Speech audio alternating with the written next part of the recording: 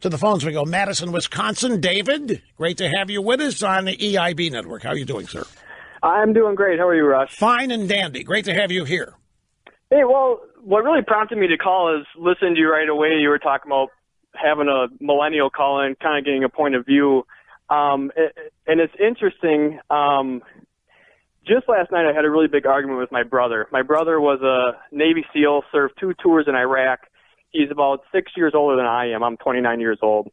And he moved out to California, and really sad and depressingly, he has really turned into kind of your classic Californian, where he is pro-amnesty, just everything anti-conservative.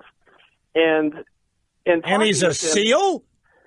He's a rugged individual survivalist SEAL? He used to be, yes. And I love my brother, and I have great respect for him and for what he did. But his attitude and thoughts on politics now is just depressing. And he still thinks that Facebook ads bought by Russia influenced the election. And I told him right away, I said, I won't use his name on air, but I said, do you realize that the Facebook representatives went before Congress and said that most of them weren't even due until after the election? And I'm sure you're familiar with Madison, Wisconsin, one of the most liberal cities in the Midwest. Yes, but we own it. See, that's the great. We own Madison, Wisconsin. The EIB network dominates and owns it. So but we know all about it.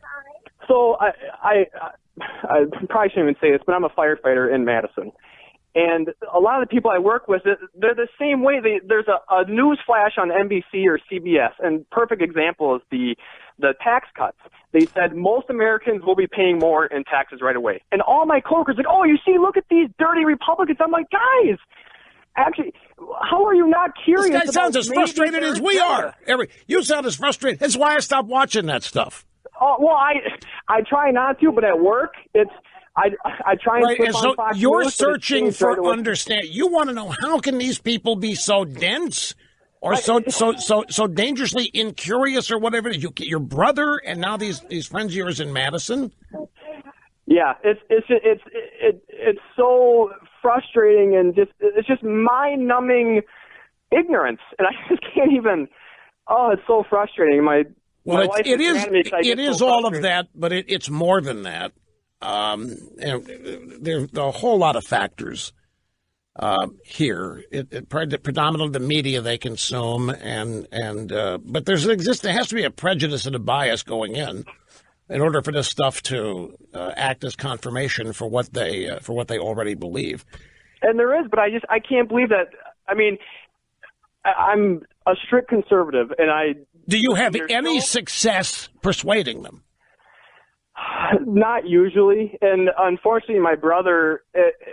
It's very interesting. I know you're aware, but when you argue with liberals, they start off with a couple usually distorted facts, and when you present them the real facts and how what they're saying is wrong, eventually they turn to personal insult. Right, exactly. It takes 30 seconds when they call here. Okay, look, I got to go. Would you like a new iPhone 10? Yes or no? Fast.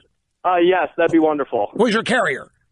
U.S. Cellular. U.S. Cellular. Fine and dandy. You'll have one. Hang on so we can get your address to send it to you. I'm giving them away today, folks, and this Apple News, it's full of it. No, I didn't mean to brush him off. We just ran out of time. I understand the frustration of dealing with friends, family members that don't get it. He's 29 years old. This is one of the things we wanted to find out, attitudes of young people, things they're facing out there. We'll keep working at this and be right back. Here's John, another John that's in Houston. Great to have you, sir. Hello.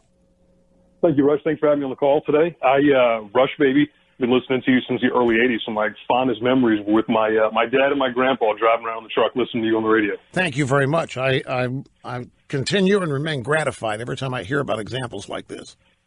Well, I'll get to the point. Sterling asked me to give some comments earlier, and I think your question early in the program today around millennials or younger people, and I'm 37 years old, and I can tell you that I don't know a single person that voted for Hillary Clinton. And I think some of the people had previously identified themselves as maybe Democrats or liberals, but if you start to talk about actual issues, substance. Most people nowadays, they look at themselves, I think, that are in my generation, and they'll answer a substantive question in a very conservative way. So I think more and more people are becoming more conservative and not more liberal. Do they vote that way? Is that what you're saying, or is this the way they talk and live? I think it's both, and part of the reason is you've got a liberal media and you've got society in a broader context, I think, that are making identity politics so divisive that people look at it and say, hey, look, I'm not racist. I'm not bigoted. I'm not a homophobe. I'm not this. I'm not that. If that's what the Democrat Party stands for, count me out. Because once you over-index on things and the political pendulum swings way, way, way far to the left, the natural reaction is for people to go to the right. And I think that's exactly what's happening right now. Well, the drive-by media reports just the opposite, that more and more people are succumbing to identity politics. More and more people are becoming aware of their various victim or minority status and are signing on to the Democrat Party as a result.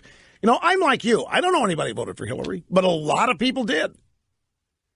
And I bet you could run into a lot of people who tell you they don't know anybody who voted for Trump. But a lot of people did. It just goes to show how balkanized. We don't just disagree politically, we distance ourselves from each other politically.